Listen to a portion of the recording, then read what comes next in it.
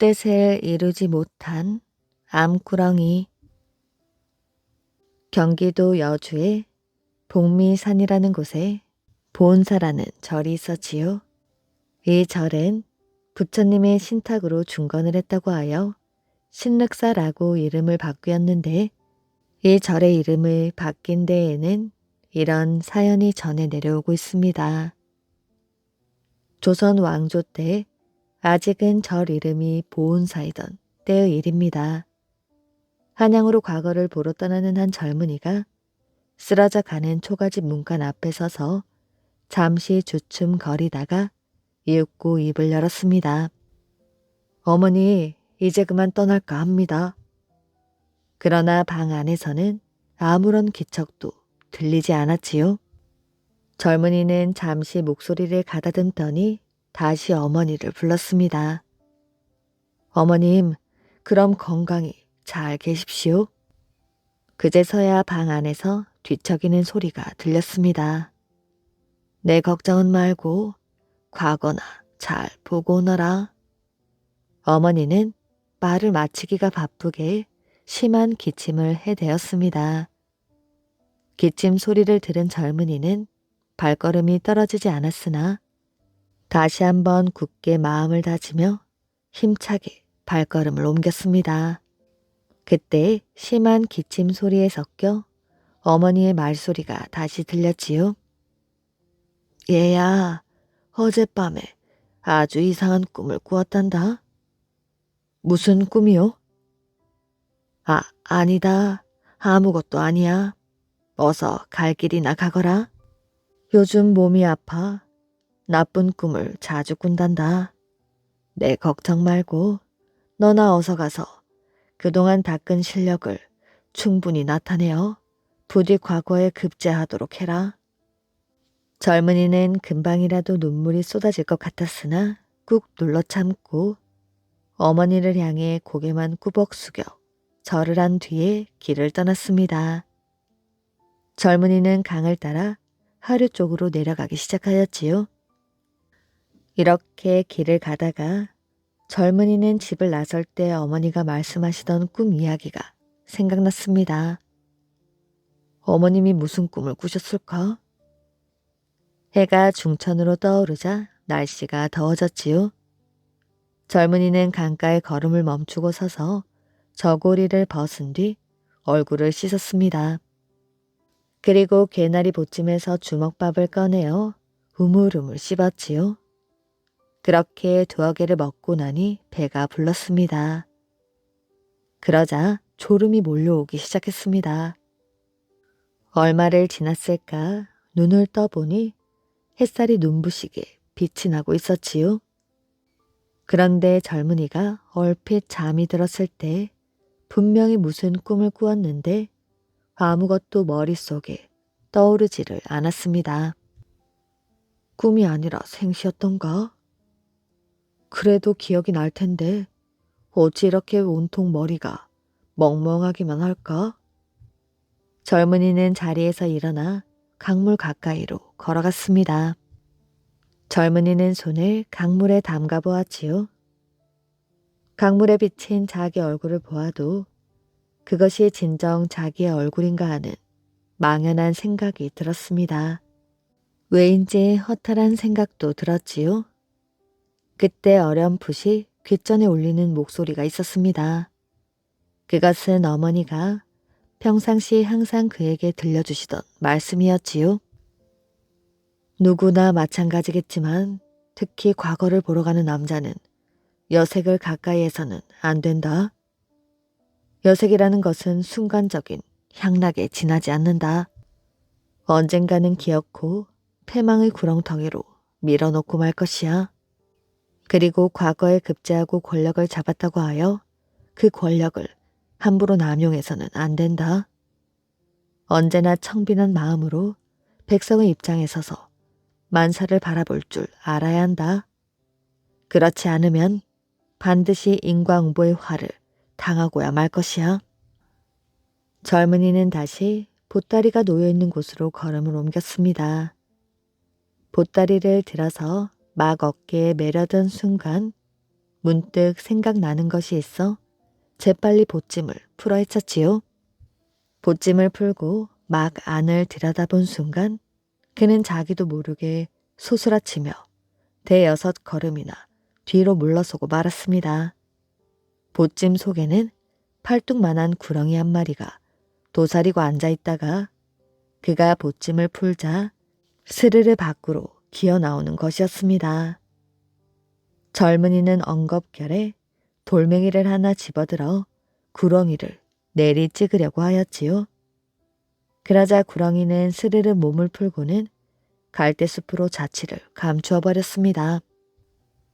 그제서야 젊은이는 아까 자기가 강가에 앉아서 졸다 꾼 꿈이 기억이 났습니다. 꿈속에서 젊은이는 동승이었으며 스승의 심부름으로 강을 건너기 위해 강가로 걸어 나왔습니다. 때마침 나루터에는 나룻배 한 척이 있어서 동승은 덥수룩한 털보 사공을 향해 강을 좀 건네달라고 부탁하였지요. 그러자 털보 사공은 두 눈을 부라리며 말했습니다. 뭐라고? 이 세상에 공짜가 어디 있어? 꼬마 녀석이 돈이나 있겠느냐? 꼬마 중이라 하여 배를 거저탈 생각이라면 일찌감치 절간으로 돌아가거라. 이 배는 너 같은 꼬마가 아니라 부처가 와서 사장한다 해도 공짜로 태워줄 수는 없으니 말이다. 동승은 털보사공이 호통을 치자 어이없고 분한 마음이 들었습니다. 그래서 허리춤에서 엽전 꾸러미를 끌러 말없이 털보사공의 눈앞에 내밀고는 아무 말도 하지 않고 사공의 눈치를 살폈지요. 털보사공은 엽전 꾸러미를 보자 그만 눈이 휘둥그레졌습니다. 뭔 돈이 그리 많으냐? 이 꼬마가 남의 물건을 탐내고 도둑질을 하다니 어디서 훔쳤는지 바른 대로 말하거라. 동승은 태연하게 대꾸했습니다. 말을 삼가십시오. 이 돈은 보은사를 중간하기 위해 시주받은 돈입니다. 그런데 어째서 그것을 네가 가지고 있느냐? 스승의 명을 받들어 강 건너 대장간에 가져다 주려고요. 그러자 비로소 사공은 누그러진 목소리로 말했습니다. 그럼 좋아. 어서 배에 타거라. 동승이 배에 오르고 막 나루터에서 강심으로 배를 띄웠을 때였습니다. 나루터를 향해 여인 하나가 헐레벌떡 달려왔지요. 사공 아저씨, 잠깐만 기다려 주십시오. 덜보 사공은 여인을 향해 큰 소리로 호통을 쳤습니다. 이미 배를 띄웠으니 다음 차례를 기다리도록 하시오. 잠깐만 배를 기슭으로 대면 될 것을 뭘 안 된다고 그러셔요. 안 된대도 여기 타고 있는 손님은 지금 매우 바쁜 일이 있어. 그때 동승이 털보 사공을 향해 일렀습니다. 아저씨, 기왕이면 저 여인을 태워갑시다. 아저씨는 돈을 더 받을 수 있어서 좋고 나는 외롭지 않아서 좋지 않겠습니까? 털보사공은 마지 못한 데 투덜거리면서 배를 되돌려 강 기슭에 대고 여인을 태웠습니다. 여인은 그런 사공이 아니 꼽다는 듯 털보사공을 흘겨보더니 옷소매 속에서 엽전 몇 잎을 꺼내주고서는 동승에게 말을 건네었지요. 스님께선 어디로 가시는 길이어요? 동승은 여인의 얼굴이 몹시 곱다고 생각하며 대답했습니다. 예, 소승은 강 건너 대장간에 갑니다. 대장간에는 왜요? 아, 실은 이번에 하고 동승은 조금 전 사공에게 들려주었던 말을 되풀이하여 여인에게도 들려주었습니다. 그러세요. 그럼 앞으로도 계속 시주를 받으셔야겠네요. 어느 절인가요? 저도 시주를 좀 하고 싶군요. 이 말이 여인의 입에서 막 떨어졌을 때 느닷없이 털보사공이 삿대를 휘두르며 여인의 머리를 내리쳤습니다. 이런 요망한 것! 세상에 사내가 많고 많거늘 하필이면 속세를 떠난 스님을 유혹하려고 하는 것이야? 내 이놈 사공, 어디 두고 보자. 여인이 이 말을 남기고 이내 강물 속으로 몸을 던지자 놀랍게도 한 마리 커다란 암구렁이로 변하는 것이 아니겠어요? 그 바람에 놀라며 젊은이는 잠에서 깨어난 것이었습니다. 해가 서산으로 기울고 날이 어둑해질 무렵 젊은이는 나루터에 도착하였지요. 마침내 나룻배가 하나 있었으며 사공은 예순이 가까운 점잖은 노인이었습니다. 노인장, 강을 좀 건너주시겠습니까? 노인은 벌써 삿대를 집어들며 어서 타라고 했습니다. 젊은이가 배에 오르자 사공은 어디 가느냐고 물었지요. 네, 과거를 치르러 가는 길입니다. 강을 건너가면 인가라고는 없는데 어디서 주무시려오? 젊은이는 뜻밖이었습니다. 인가가 없다니 믿어지지 않는다는 듯이 사공의 노인의 얼굴만 빤히 쳐다볼 뿐이었지요. 사공 노인은 고개를 살레살레 저으며 길게 한숨을 쉬었습니다. 젊은이는 길을 이미 잘못 들었소이다. 예, 그것은 또 무슨 말씀이십니까? 사공 노인은 젊은이의 용모를 쭉 훑어보고 나서 여전히 안타까운 음성으로 말했습니다. 내 말을 명심해 들으시오. 젊은이는 오늘 낮에 강가에서 한 마리 암구렁이를 만났을게요. 그 암구렁이가 무엇인지 아시오? 또 젊은이는 아까 강가에서 꾸벅꾸벅 졸다가 꿈을 꾸었을 것이오. 젊은이는 사공 노인이 자신의 일을 귀신같이 알아맞히는 바람에 그만 정신 나간 사람처럼 멍하니 노인의 얼굴만 바라보았습니다. 이 나루를 지나면 보은사라는 절이 있는데 누구 한 사람 무사히 그 절에 도착한 사람이 없다오. 다시 말하자면 이 길은 저승으로 가는 길이라는 뜻이오. 그럼 노인장께서는요? 나 말이요. 젊은이는 나를 죽은 사람이 아닌가 의심하는 모양인데 사실 나는 젊은이의 효심에 감동하여 잠시 이곳에 와서 젊은이를 기다리고 있는 말하자면 이 세상 사람이 아니오. 젊은이가 그토록 정성으로 보살피고 위하던 어머니는 젊은이가 집을 떠나자마자 돌아가셨다오. 지금 어머니는 보은사의 나찰이 되었으나 안타깝게도 보은사는 너무나 낡아 어머니가 거처할 만한 방이 없다오.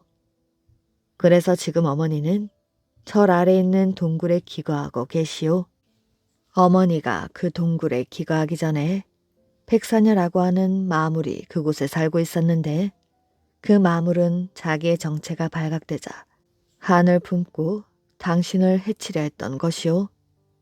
다행히 그때 나루를 지키던 나한에게 들켜서 백사녀는 뜻을 이루지 못한 채 도망치고 말았던 것이오. 그럼 꿈속의 동승은 누구입니까? 그야 물론 당신의 전생이지요. 당신은 전생의 보은사를 증건하겠다는 소원을 세워놓고도 아직까지 이행을 않고 있어. 오늘 일어난 이 모든 일이 부처님의 계시라 할 수 있소이다. 배가 강 기슭에 닿자 사공 노인은 젊은이를 강 기슭에 내려주고 나룻배와 더불어 호련히 어디론가 종적을 감추었지요. 젊은이는 고개를 갸웃거리며 자기는 이 세상 사람이 아니라던 노인의 말을 생각하며 걸음을 재촉하여 보은사로 향했습니다. 젊은이는 보은사에 이르러 절 안을 한번 둘러본 뒤 어머니의 영전에 제사를 올렸습니다. 그리고는 다음날 한양에 당도하여 과거를 치렀고 장원급제하는 영광을 차지하게 되었습니다. 고향 여주 고을의 원님이 된 젊은이는 즉시 나라에 상주하여 보은사를 증건한 후 절 이름을 신륵사라고 개칭했다고 합니다. 지금도 신륵사 앞 탑 밑에는 나찰이 된 젊은이의 어머니가 살고 있다고 전해 내려온다고 합니다. 의상대사와 9마리 용. 신라 문무왕 시절 의상대사가 치악산을 두루 살피고 다니며 절을 세울 명당 자리를 찾고 있을 때였습니다. 하루는 산 위에서 내려다보니 명당 자리가 눈에 띄었지요. 의상대사는 매우 기뻐하며 그곳으로 달려갔습니다. 그런데 그곳은 연못이었습니다. 할 수 없지. 연못을 메우는 수밖에. 의상대사가 이렇게 중얼거리자 연못 속에 살고 있던 용들이 일제히 고개를 쑥 내밀며 말했습니다. 누구 마음대로. 이 연못에는 9마리 용이 살고 있었던 것입니다. 연못을 메우면 우린 어디 가서 살란 말이에요. 용들이 이렇게 말하자 의상대사는 할 말이 없었습니다. 이런 명당 자리를 포기하자니 아깝고 그대로 밀고 나가자니 용들이 가만히 있지 않을 테고. 연못 속에 있던 용들이 이런 의상대사의 마음을 알아채고 저희들끼리 머리를 맞대고 의논을 했습니다. 이곳에다 절을 세운다고 하니 우리가 양보하는 것이 어떨까? 안 돼. 이렇게 살기 좋은 곳을 왜 남에게 주니? 이때 우두머리 용이 말했습니다. 우리 이럴 게 아니라 대사님과 내기를 하는 게 어떨까? 대사님이 이기면 우리가 이곳을 떠나고 우리가 이기면 대사님이 떠나기로 말이야. 이렇게 의견을 모은 용들은 물 위로 다 같이 고개를 내밀었습니다. 대사님, 우리 제주 겨루기로 결정해요. 대사님이 이기면 우리가 이곳을 떠날게요. 하지만 대사님이 지면 이곳에 절대로 절을 세우지 못합니다. 그래, 좋다. 너희들이 먼저 제주를 부려보거라. 의상대사의 말이 끝나기 무섭게 커다란 9마리 용이 하늘로 날아올랐습니다. 그러자 조금 전까지만 해도 맑았던 하늘이 갑자기 캄캄해지더니 천둥 번개가 치면서 장대비가 쏟아졌습니다. 비가 억수같이 퍼붓자 강물이 넘치고 산 꼭대기까지 물속에 잠겨버렸습니다. 이만하면 의상대사도 혼쭐이 났겠지. 용들은 입가에 웃음을 띠며 비를 거두고 하늘에서 내려와 의상대사를 찾았습니다. 그런데 물에 빠져 죽은 줄 알았던 의상대사가 뜻밖에도 치악산의 비로봉과 천지붕 사이에 배를 띄우고 배 안에서 낮잠을 자고 있는 것이 아니겠어요? 이것을 본 용들은 놀라 입을 다물 줄을 몰랐습니다. 용들은 기가 죽어 아무 말도 못하고 연못 속으로 들어가 버렸습니다. 용들이 들어가자 언제 그랬냐는 듯이 햇님이 다시 고개를 내밀고 온 들판과 산을 뒤덮었던 물도 다 빠져버리게 되었지요. 자, 이번에는 내가 조화를 부려볼 테니 잘 지켜보도록 해라. 의상대사가 큰 소리를 치자 용들은 연못에서 고개를 내밀고 의상대사가 무얼 하나 지켜보았습니다. 의상대사는 연못가에 자리를 잡고 앉더니 종이와 붓을 꺼내 부적을 한 장 그렸지요. 그런데 의상대사가 부적을 연못에 넣자마자 갑자기 연못물이 부글부글 끓어오르기 시작했습니다. 핫, 뜨거! 용들은 뜨거움을 견디다 못하여 연못 밖으로 뛰쳐나와 정신없이 달아났습니다. 어찌나 급했던지 한다름에 동해 바다로 달아나며 구룡사 앞산을 8갈래로 쪼개 놓았습니다. 의상대사는 달아나는 용들을 보며 소리내어 웃었습니다. 한편 허겁지겁 도망치던 용들 가운데 한 마리는 눈이 멀어 더 이상 가지 못하고 근처에 있는 계곡의 소에 들어가 숨었습니다. 구룡폭포 아래에 있는 깊은 소가 바로 이 눈먼 용이 숨었던 곳이라 하여 구룡소라 불리고 있습니다. 이렇게 용들을 쫓아낸 의상대사는 연못을 메워서 그 자리에 절을 세웠습니다. 그 절이 치악산에 있는 구룡사입니다. 구룡사라는 이름은 처음에는 9마리 용이란 뜻으로 9 구자를 써서 구룡사라고 불렀으나 뒤에 거북 구자를 써서 구룡사로 불리게 되었습니다. 이름이 바뀌게 된 것은 다음과 같은 이유 때문이었지요. 세월이 흐르고 흘러 구룡사의 형편이 점점 어려워져 문을 닫게 될 지경에 이르렀습니다. 당시 구룡사의 주지 스님이 잔뜩 근심에 쌓여 있는데 어느 날 낯선 스님이 구룡사를 찾아와 말했습니다. 절 입구에 있는 거북 바위가 길을 막고 있으니 절이 망할 수밖에 없지요. 이 말을 들은 구룡사 주지 스님은 낯선 스님에게 다시 물었지요. 그럼 어찌해야 합니까? 거북 바위 등에 구멍을 뚫어 맥을 끊어버리시오. 구룡사 주지 스님은 주저하지 않고 절 입구에 있는 거북 바위의 등에 구멍을 뚫어 맥을 끊어버렸습니다. 그런데도 구룡사의 형편은 나아지기는커녕 전보다 더 어려워졌습니다. 주지 스님은 이제 절의 문을 닫아야겠다고 생각하였지요. 바로 그때 또 한 스님이 찾아와서 말했습니다. 이 절이 자꾸 망해가는 것은 저 앞에 있는 거북 바위의 혀를 끊어버렸기 때문입니다. 본시 이 절의 우는 거북 바위가 지켜왔는데 절이 맥을 끊어 놓았으니 잘 될 리가 있겠습니까? 이 말을 들은 구룡사 주지 스님은 낯선 스님의 옷자락을 붙들고 간곡하게 부탁했습니다. 스님, 그럼 어찌해야 이 절이 다시 일어설 수 있겠습니까? 부디 방도를 일러주십시오.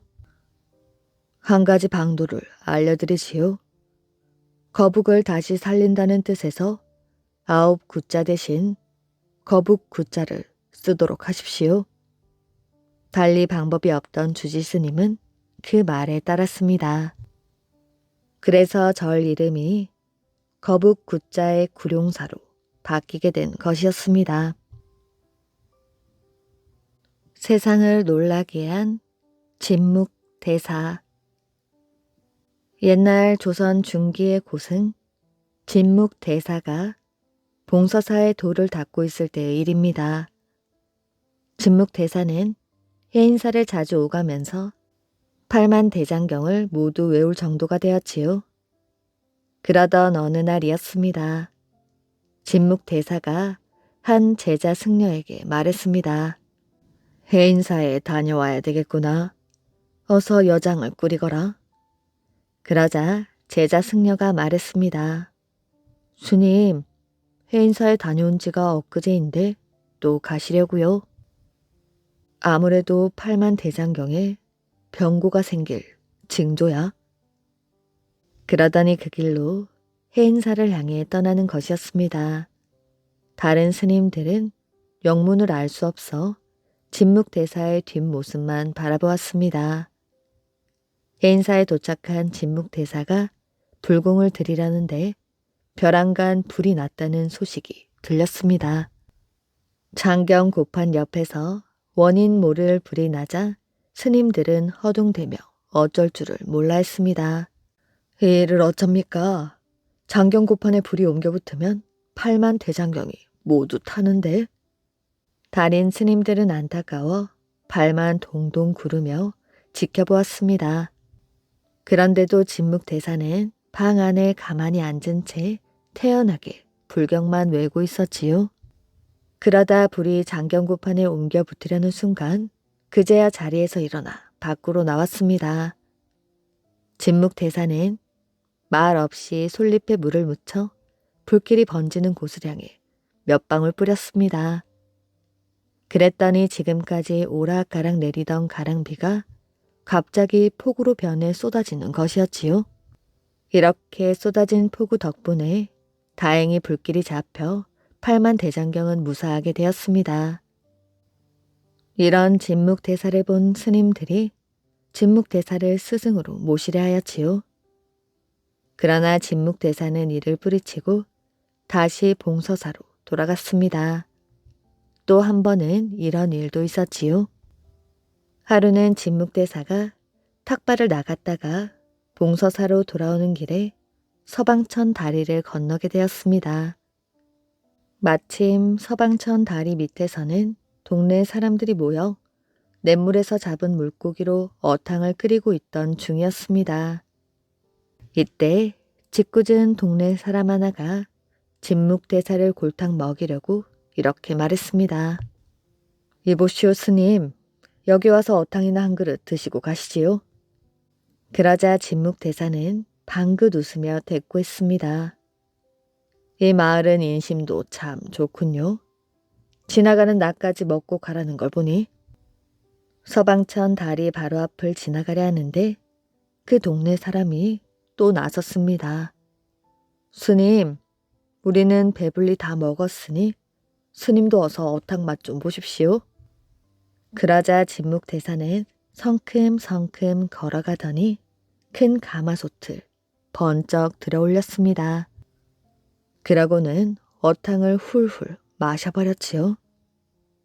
그 광경에 동네 사람들은 너무나 놀라서 입만 떡하니 벌리고 있었습니다. 잘 먹었소이다. 그러더니 진묵대사는 입을 쓱 닫고 그곳을 지나가는 것이었습니다. 세상에나, 스님이 고깃국을 다 먹다니. 동네 사람들은 진묵대사를 보며 이런저런 흉을 보았습니다. 그래도 진묵대사는 사람들의 말을 못 들은 척하고 바삐 발걸음을 옮겼습니다. 그러다가 냇물 상류로 올라가 엉덩이를 내놓고 변을 보기 시작하였지요. 그런데 진묵대사의 변이 물에 닿자마자 갑자기 고기들이 살아서 물속을 헤엄쳐 다니는 것이었습니다.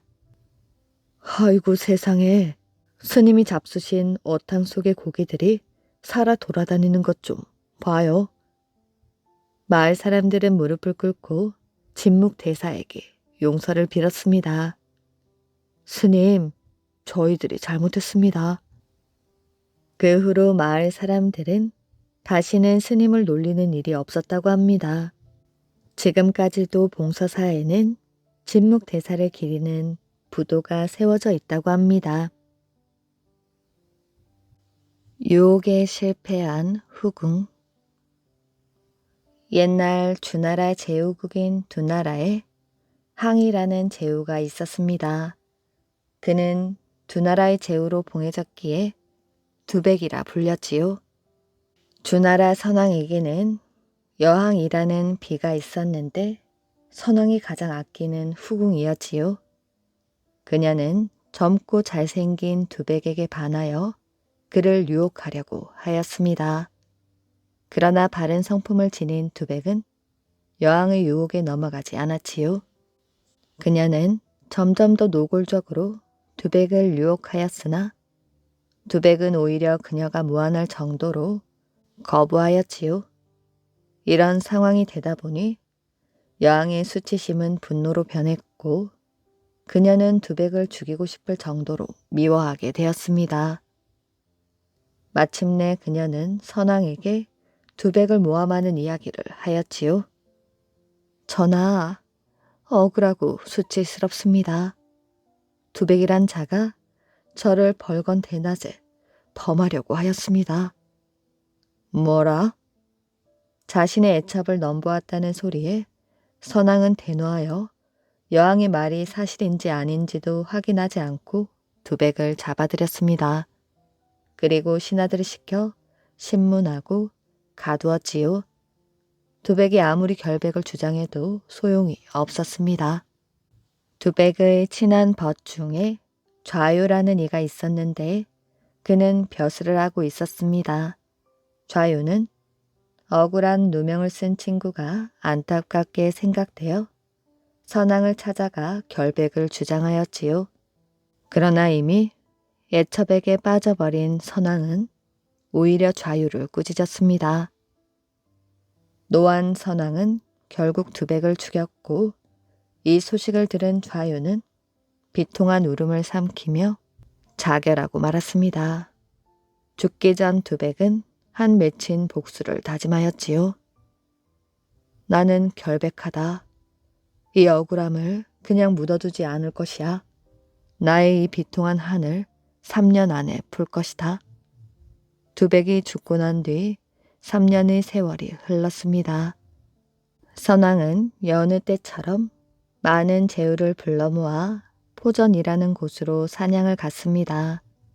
수백 대의 수레가 흙먼지를 날리며 달리고 수천 명의 시종이 그 행렬을 따라가고 있었지요. 해가 중천에 떠올랐을 때 갑자기 이상한 수레 하나가 나타났습니다. 수레 전체가 하얗게 칠해진 특이한 모습의 수레였는데 내리쬐는 햇빛 속에 더욱 눈부시게 빛이 났지요. 그 안에는 붉은 옷을 입은 사람이 있었는데 붉은 모자를 쓰고 붉은 활과 화살을 들고 있었습니다. 그는 다름 아닌 3년 전에 죽은 두백이었지요.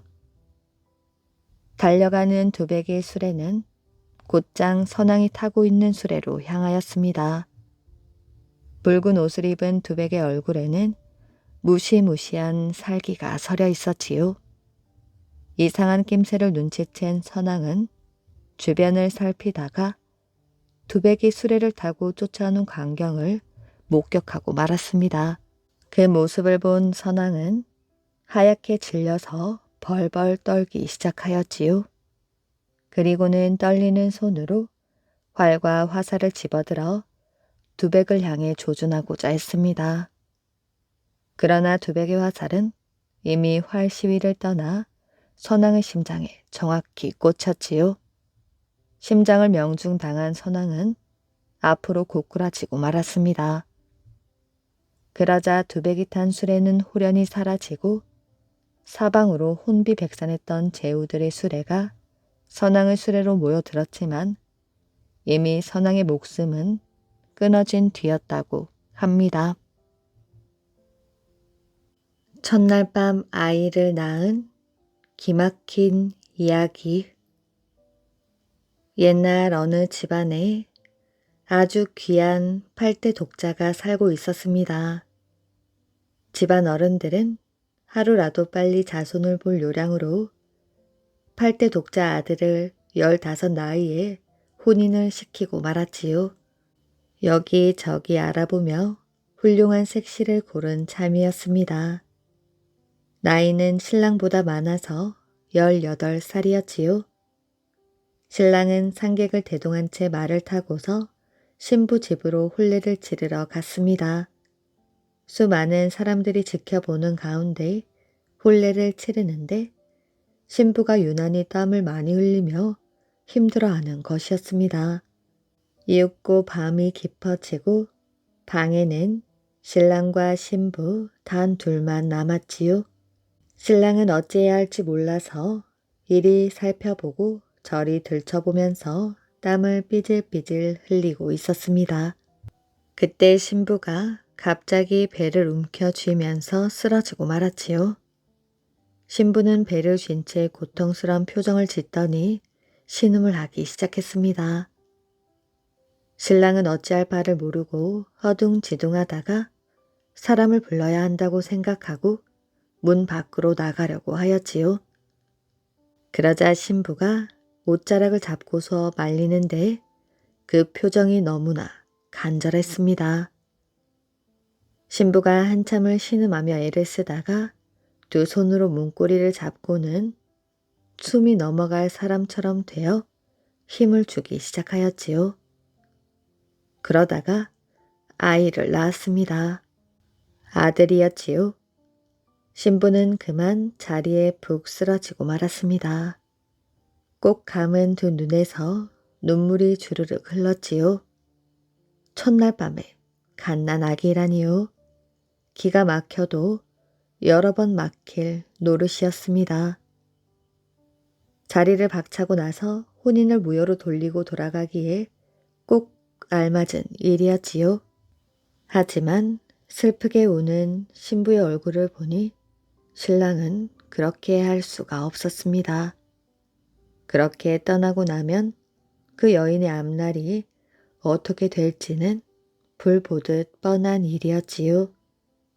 신부의 표정을 살펴보니 무언가 사연이 있는 것 같기도 하였습니다. 신랑은 신부와 아기를 바라보다가 방문을 밀치고 나가서 안채로 향하였지요. 장모님, 저 좀 보십시오. 장모님, 전 밤중에 밤참을 먹는 습관이 있어서 영 잠이 오질 않습니다. 따뜻한 밥 한 그릇만 차려서 내주십시오. 첫날 밤에 참 별일도 다 있다 싶었지만 사위가 하는 부탁인데 들어주지 않을 수도 없었습니다. 장모는 밥을 한 그릇 새로 하고 미역국을 따뜻하게 끓여서 신방에 들여보내 주었지요. 자, 이걸 먹으시오. 신랑은 숟가락으로 떠서 신부의 입에 넣어 주었습니다. 신부는 눈물을 뚝뚝 흘리면서 받아 먹었지요. 그럭저럭 밤이 깊어가서 새벽이 가까워졌습니다. 신랑이 잠시 무언가를 생각하더니 아기를 품에 안고서 자리에서 일어났습니다. 아무 걱정 말아요. 이 한마디만 남기고서 신랑은 방문을 밀고 나가 몰래 신부의 집을 빠져나갔지요. 그는 동구 밖을 벗어나 냇가로 가더니 시내를 가로지른 나무 다리 아래 아이를 싼 포대기를 살짝 내려놓았습니다. 그러고는 사람들 눈을 피하여 다시 신방으로 돌아왔지요. 날이 새자 신랑은 이른 아침부터 본가로 돌아가야겠다고 재촉을 하기 시작했습니다. 이틀을 더 머물러야 했지만 집에 계신 어머니가 걱정이 되어서 더 머무를 수 없다고 하였습니다. 색시는 몹시 피곤해 보이니 한 열흘쯤 뒤에나 보내주십시오. 그 말과 함께 신랑은 신부 집을 하직하고 상객 온 사람들과 함께 길을 나섰습니다. 큰 길도 가서 냇가에 이르자 신랑이 갑자기 멈춰 서더니 사람들에게 말하였지요. 저 다리 아래에서 아기 울음소리가 들리는 것 같습니다. 사람들이 다리 아래를 살펴보니 정말로 웬 갓난 아이가 울고 있었습니다. 아이를 데려오자 신랑이 부친에게 말하였지요. 아버지, 신기한 일도 다 있습니다. 어젯밤 꿈에 청룡이 제 몸을 휘감더니 이 다리 밑으로 들어갔답니다. 그러더니 이렇게 이 아이를 발견하였지요. 이 아이는 하늘이 저에게 주신 게 분명하니 아들로 삼아 키우겠습니다. 그 말을 들은 부친 또한 신기하게 생각했습니다. 워낙 손이 귀한 집안인지라 이렇게라도 아이를 얻은 것이 반가웠지만 다른 한편으로는 걱정스럽기도 하였지요. 네 각시가 이 아기를 보면 뭐라 할지 걱정이구나. 걱정 마십시오. 여인네가 가정의 말을 어찌 거역한단 말입니까? 그로부터 일주일 뒤 신부가 탄 가마가 신랑 집에 당도하였습니다. 신부는 용모가 단정할 뿐 아니라 몸가짐도 조신한데 왠지 얼굴에 수심이 있었지요. 시어머니는 그런 며느리에게 갓난 아기를 내밀기가 내키지는 않았지만 이왕 일이 그렇게 된지라 눈치를 살피면서 아기를 안겨주었습니다. 하늘이 준 아이라며 자꾸만 고집을 부리니 난들 어쩌겠니? 노여워 말고 정을 붙이도록 해보거라. 신부가 사연을 듣고 보니 제 몸으로 낳은 아이가 분명하였습니다. 아이를 받아 안으려니 그만 눈에서 뜨거운 눈물이 주르륵 흘렀지요. 속을 알리 없는 시어머니는 며느리를 다독거렸습니다. 그 후 색시는 시부모를 지성껏 모시고 아기를 정성을 다해 키웠지요. 그러자 집안의 보배가 한꺼번에 둘이나 들어왔다면서 사람들의 칭찬이 대단하였습니다. 색시는 신랑이 자기보다 나이는 적었지만 믿고 의지하며 존경까지 하였지요. 신랑 또한 그런 아내를 흔쾌히 받아들여주고 아이를 친자식처럼 사랑했습니다. 그러니 집안 일이 두루두루 잘 풀려나갈 수밖에 없었지요. 어느 날 밤 부부는 달빛이 내리비치는 뜰을 함께 거닐게 되었습니다. 남편이 말하였지요. 그날도 저렇게 달이 밝았지. 이제 다 지난 일이 되었으니 말해 주시오. 저 아이를 어떻게 가지게 된 것인지를. 다 저의 행실이 조신하지 못했기 때문이지요. 부끄러울 따름입니다. 그러면서 아내는 사연을 털어놓았습니다. 처녀척에 친구들과 함께 보름날 밤 강으로 목욕을 하러 갔습니다. 소변이 마려워 강가에 나와 소변을 본다는 것이 소변의 달이 언뜻 비치는 듯 하더니 갑자기 몸이 떨리는 게 아니겠어요? 그 뒤로 자꾸 배가 불러오더니 그만. 그러자 남자가 깜짝 놀라 말했습니다. 그리 된 일이었군. 그런 일이 있었을 줄이야. 그렇다면 저 아이는? 그래, 전에 어디서 들은 이야기가 있어. 잠깐 기다려보시오. 남자는 양푼에 깨끗한 물을 한가득 떠다 놓더니 아이를 안고 나왔습니다. 그가 바늘로 아이의 손끝을 따서 피 3방울을 양푼의 물에 떨어뜨리자 그 피가 한데 모이더니 양푼에 비친 달 그림자에 맞추어 빨간 동그라미를 이루었지요. 이렇게 신기할 때가 이 아이는 보통 아이가 아니군. 그러면서 남자는 아내의 손을 꼭 잡았습니다. 그 후 부부는 그 아이 말고 삼형제를 더 두었지요. 다들 재주가 뛰어난 아이들이었습니다. 하지만 재주가 뛰어나기로는 역시 맏아들이었지요. 그가 타고난 재주에 많은 노력까지 더하여 과거에 급제하여 벼슬길에 나아가니 집안의 큰 경사가 되었습니다. 그 뒤로 동생들 또한 사례로 관직에 나갈 수 있게 되었지요. 박문수와 가짜 도사. 박문수와 그의 하인 돌쇠가 고령에 이르렀을 적 이야기입니다. 돌쇠야, 고을을 좀 돌아보고 오너라. 주막을 정한 박어사가 돌쇠에게 말하였지요.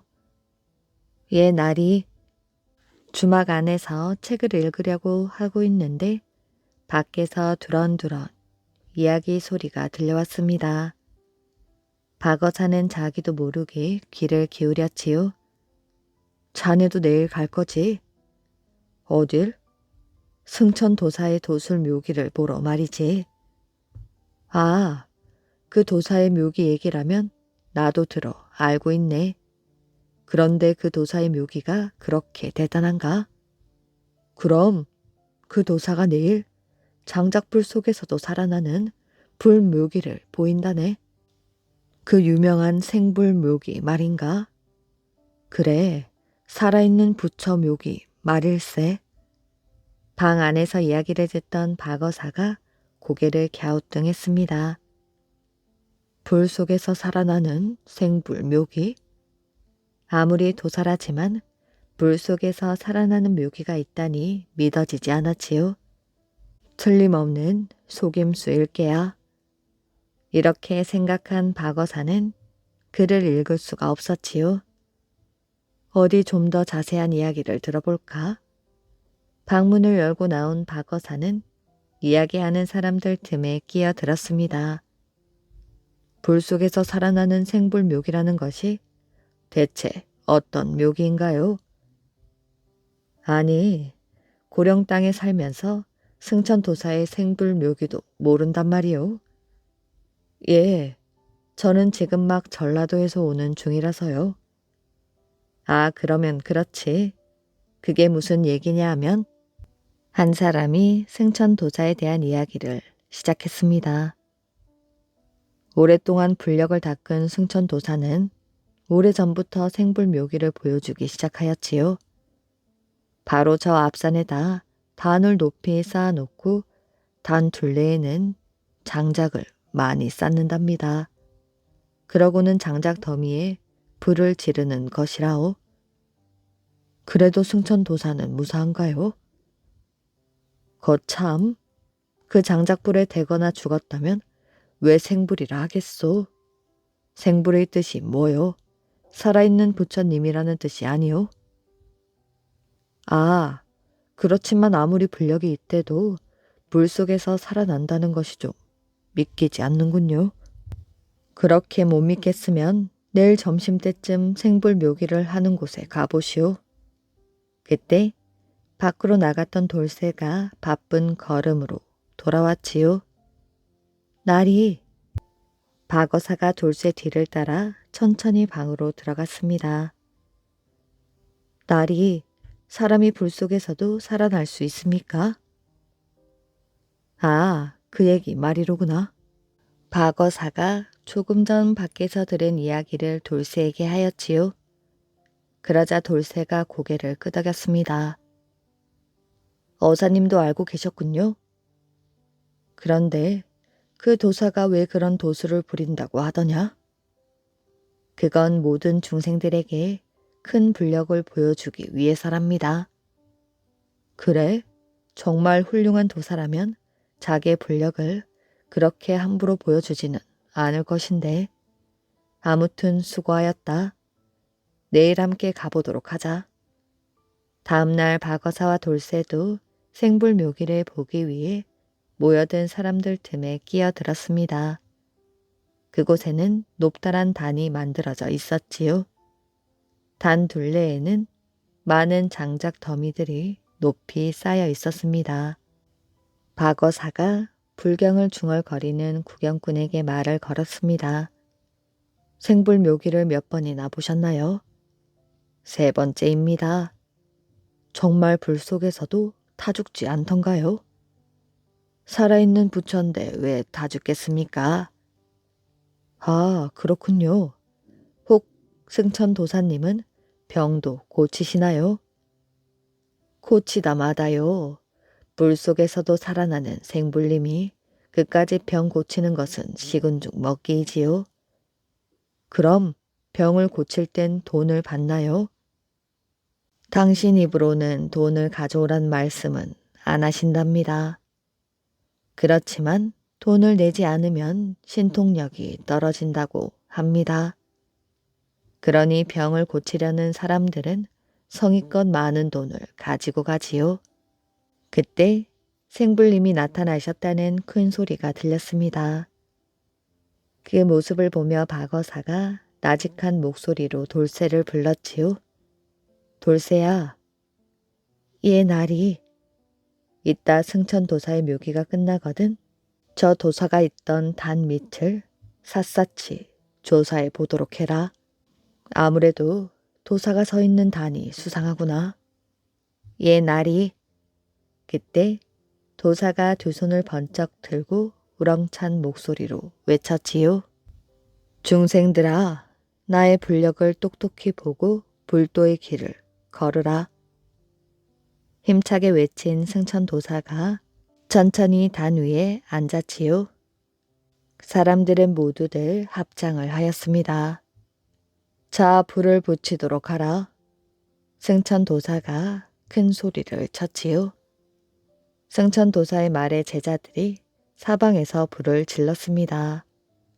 삽시간에 연기가 솟아오르며 마른 장작에 불이 붙기 시작하였지요. 선사는 합장을 한 채 꼼짝도 하지 않았습니다. 사람들의 탄성이 터져 나왔습니다. 저중이 어디로 빠져나가는지 잘 살펴보거라. 예, 박어사와 돌쇠는 단 위에 있는 승천도사를 똑바로 쳐다보고 있었지요. 불길이 점점 단 위로 번져갔습니다. 저걸 보셔요. 돌쇠가 단 쪽을 가르쳤지요.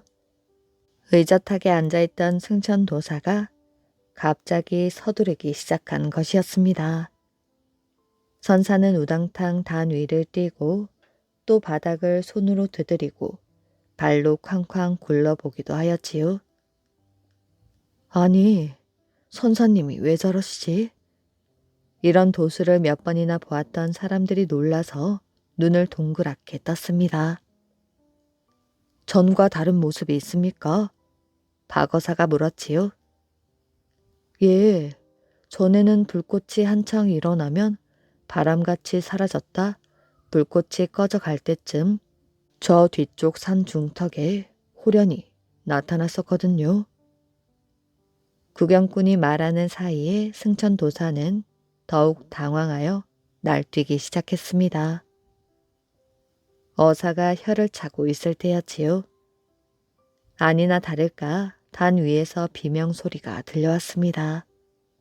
사람 살려! 사람 살려줘!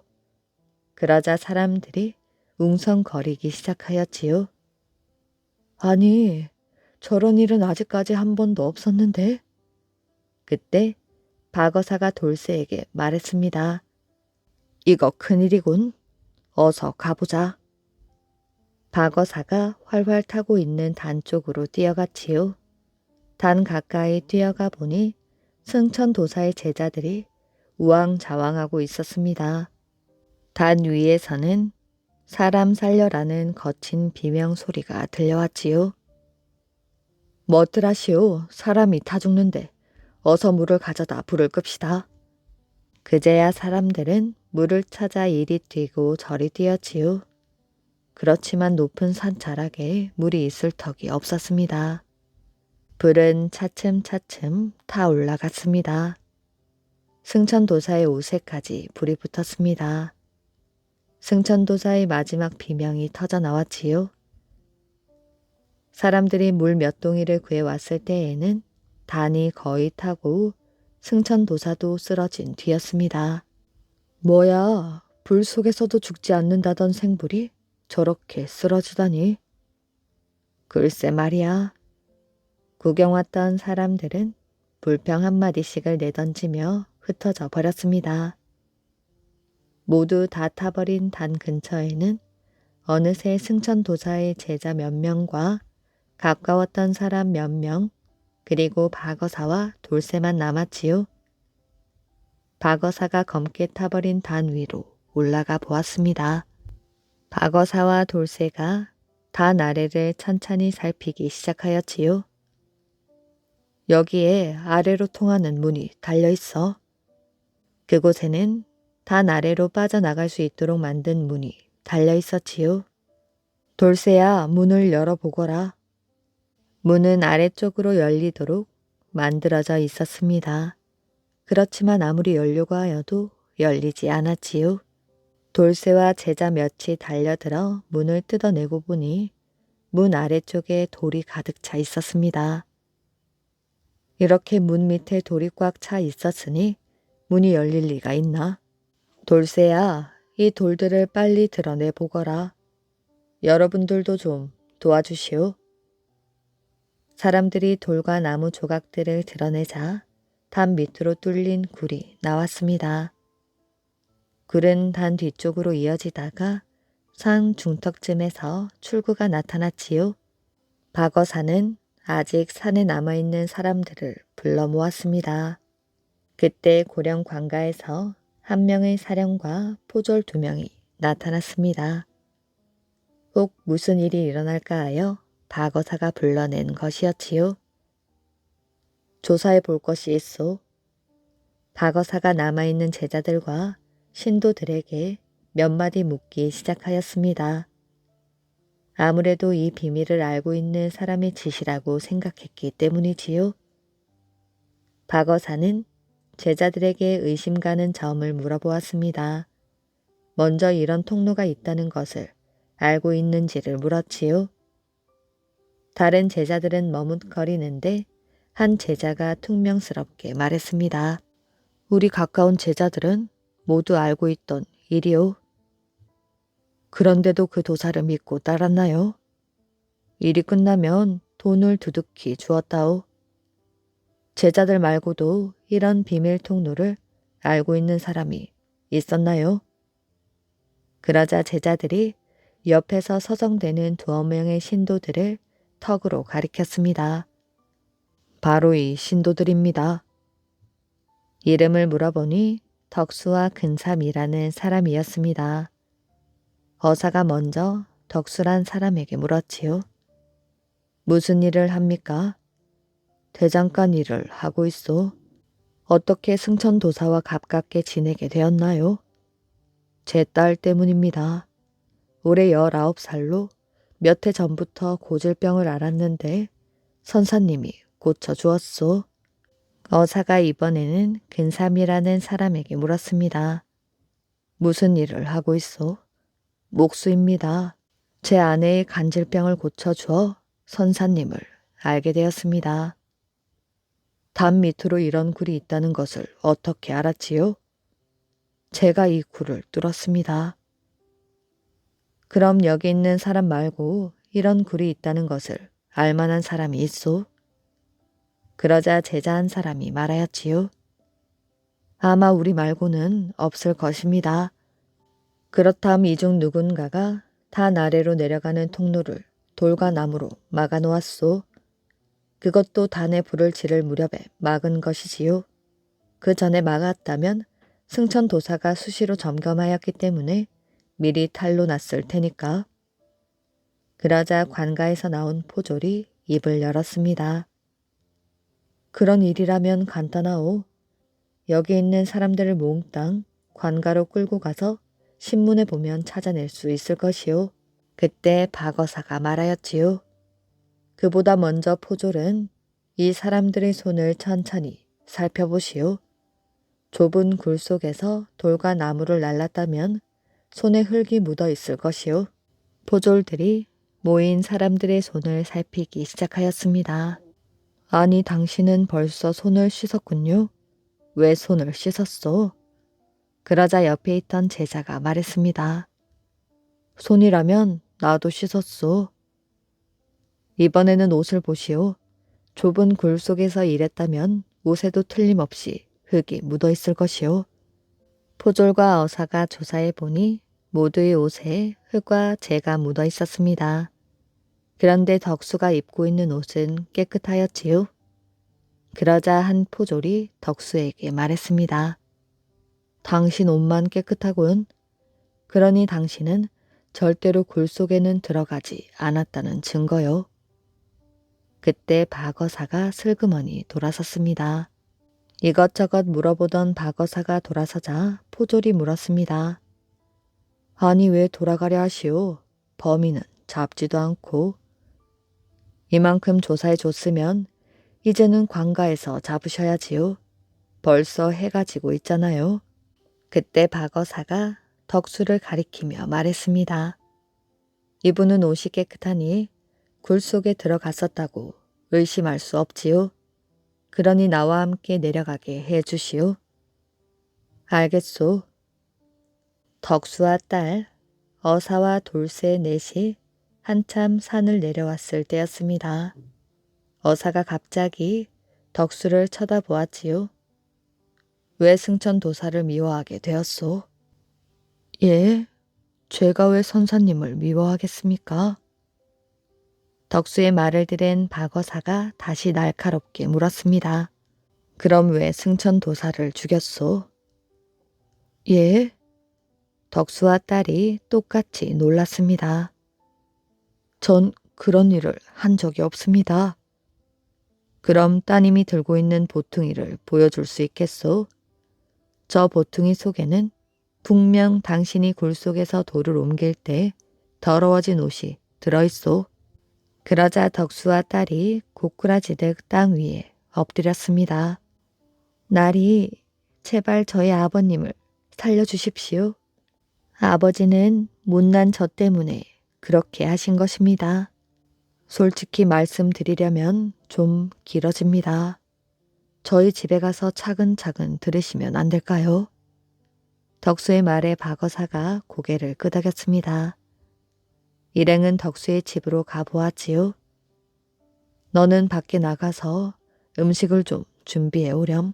덕수가 아직도 덜덜 떨고 있는 딸을 밖으로 내보내었지요.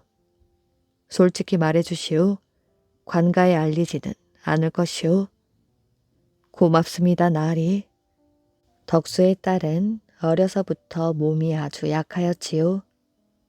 그래서 잔병치레가 많았습니다. 크면 괜찮아질까 했는데 점점 더 심해져만 갔지요. 덕수가 절망에 빠졌을 때 승천도사가 무슨 병이든지 고칠 수 있는 명이라는 소문을 듣게 되었습니다. 덕수는 딸을 데리고 부랴부랴 승천도사를 찾아갔지요. 승천도사가 돌팔이 의사쯤은 되었던지 딸의 병이 거짓같이 나았습니다. 처음에 덕수는 승천도사에게라면 무엇을 바쳐도 아깝지 않을 것 같았지요. 그래서 많은 돈과 폐물을 가져다 바쳤습니다. 그런데 날이 갈수록 승천도사가 요구하는 돈의 액수는 점점 더 많아졌지요. 나중에는 돈을 주지 않으면 딸의 비밀을 폭로하겠다고 협박하여 돈을 빼앗아 갔습니다. 승천도사에게 시달리는 동안에도 딸은 점점 자라나 약혼을 하게 되었지요. 딸이 약혼한 것을 어찌 알았는지 승천도사가 갑자기 엄청나게 많은 돈을 요구했습니다. 덕수로서는 도저히 바칠 수 없는 엄청난 액수였지요. 만약 그 돈을 모두 바치지 않으면 간지를 알았던 비밀을 폭로하여 파혼을 시키겠다는 것이었습니다. 덕수는 승천도사가 살아있는 한 딸을 제대로 시집 보내지 못하겠다는 생각을 하게 되었습니다. 그때 마침 승천도사의 생불묘기가 있다는 소문을 듣고 무서운 일을 꾸미게 된 것이지요. 이야기를 모두 마친 덕수는 흐느끼며 말했습니다. 이렇게 된 것이옵니다. 그러니 부디 제 딸이 시집 가기 전까지는 모르는 척 해주십시오. 불쌍하게 자란 제 딸이 제대로 시집만 간다면 저는 어떤 벌도 달게 받겠습니다. 그러자 박어사가 고개를 저었습니다. 그건 안 되지. 예? 안 된다고요? 날이 제발 한 번만 살려주십시오. 그때 박어사가 천천히 말했습니다. 어떤 벌도 달게 받겠다니 그건 안 되지요. 당신과 당신의 딸은 그 가짜 도사에게 지금까지 당한 고통만 해도 너무 컸다오. 그제야 박어사의 말뜻을 알아들은 덕수가 울음을 터뜨렸습니다. 고맙습니다. 음식상을 들고 온 딸도 아버지 옆에서 울음을 터뜨렸지요. 다음날 길을 떠난 어사와 돌쇠가 언덕에 올랐습니다. 그때 돌쇠가 어사에게 물었지요. 날이 관가에서는 누구를 범인으로 잡아갈까요? 승천도사와 함께 부처님을 빙자하여 백성을 속인 제자들이 잡혀가겠지. 그들이라면 승천도사의 막대한 재산을 탐내어 스승을 죽일 수 있다고 생각할 테니까. 사실 엉터리 중을 도와 백성들을 속인 그들의 죄도 크지.